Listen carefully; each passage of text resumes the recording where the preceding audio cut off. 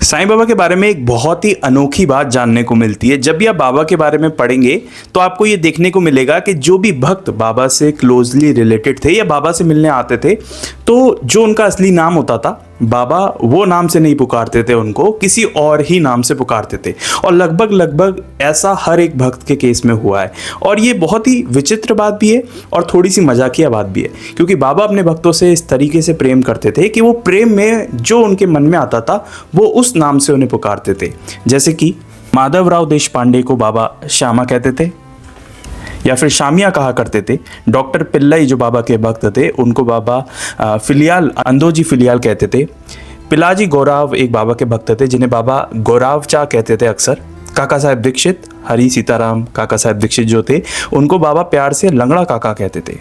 और यही नहीं, बापू साहब जो बूटी थे उनको बाबा बूटिया कहा करते थे। और जो धूमल साहब थे उनको बाबा भाऊ कहते थे। और राधा कृष्ण माई उनको बाबा अवदासा कहते थे, यानी कि मुँह देवी जो होती हैं अवदासा कहा करते थे। बाला साहेब देव को बाबा चिंदी चोर कहते थे। और श्री साईं सच्चरित्र के लेखक हेमाड़ पंत जी यानी कि श्री दाभोलकर जी को बाबा हेमाड़ पंत कहते थे। तो बाबा की जो मन की इच्छा होती थी भक्त को वो वही कहकर पुकारते थे। और कहीं ना कहीं एक प्रेम दर्शाता है। किसी भी व्यक्ति को प्रेम से पुकारने का जो नाम होता है वो अक्सर अलग होता है। इसके विपरीत अगर आप जो महिला भक्त थी बाबा की, बाबा उनका इतना आदर किया करते थे। किसी भी महिला भक्त को बाबा बहुत आदर तरीके से पुकारते थे। उनको बाबा या तो माई कहते थे, आई कहते थे, या फिर बाई कहते थे, या फिर मौसी कहते थे। तो ये एक तरीका बताता है। बाबा ने जीते जी एक बहुत गहरा संदेश दिया था, किसी भी महिला को एक बहुत रेस्पेक्टफुल तरीके से पुकारना चाहिए और बहुत रेस्पेक्टफुल तरीके से बिहेव करना चाहिए। बाबा का ये संदेश, अक्सर हम बाबा को पढ़ तो लेते हैं, उनके चमत्कार के ऊपर डिस्कशन कर लेते हैं, वो किस तरीके से रहे वो बातें कर लेते हैं, लेकिन हम ये बात भूल जाते हैं कि बाबा ने जीते जी भी एक प्रमाण दिया है कि किसी भी व्यक्ति को किस तरीके से बिहेव करना चाहिए। हमेशा प्रेम मन में होना चाहिए, लेकिन रेस्पेक्ट उससे भी आगे होनी चाहिए। तो बाबा का महिला जो भक्त थे उनके प्रति ये रिस्पेक्ट दिखाती है। किसी को मौसी कहना, किसी को माई कहना, किसी को आई कहना, ये बताता है कि बाबा ने अपने भक्तों को एक बात तो हमेशा सिखाइए, वो है कि किस तरीके से जीना चाहिए।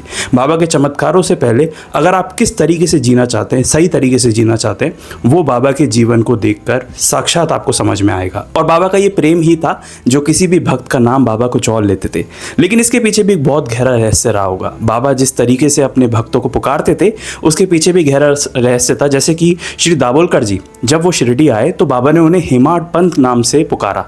अब हेमाड़ पंत एक बहुत पुराने कवि थे जिन्होंने कई ग्रंथों का मैं कहूँ लिखे हैं, कई ग्रंथ उन्होंने उनकी संरचना की है। अब दाभोलकर जी जब शुरू में आए थे तो वो ये सुनकर चौंक गए थे कि बाबा ने उन्हें हेमाड़ पंत क्यों कहा, लेकिन आगे जाकर आज आप और हम ये जानते हैं कि साईं सच्चरित्र जैसे ग्रंथ लिखने की वजह से बाबा उन्हें हेमाड़ पंत उसी समय पहली बार देखने के बाद कह दिया था। तो ये जो नाम बाबा पुकारते थे इसमें भी कोई ना कोई रहस्य जरूर रहा होगा, लेकिन इस रहस्य से ऊपर अगर एक बात तय थी वो ये थी कि बाबा अपने भक्तों से बहुत प्रेम करते थे और ये प्रेम से हृदय से उनका पुकारने का तरीका था। साथ ही में किस तरीके से किसी भी एक आम मनुष्य की, चाहे वो किसी भी जाति का हो, उसकी रिस्पेक्ट किस तरीके से की जाती है और महिलाओं की खासकर की, ये बाबा का जीवन आप पढ़ेंगे तो बहुत अच्छी तरीके से आपको समझ में आएगा। अगर आप बाबा से जुड़ना चाहते हैं या बाबा से जुड़ी हुई ऐसी अनोखी बातें जानना चाहते हैं तो इस चैनल पर ऐसी ढेर सारी वीडियोज़ अपलोडेड है। मैं बाबा से जुड़ा हुआ इतिहास पढ़ता रहता हूँ, समझता रहता हूँ और आप तक पहुँचाता रहता हूँ। मिलेंगे एक नेक्स्ट वीडियो में एक रियल हिस्ट्री, एक नई कहानी के साथ। तब तक के लिए ओम साई राम।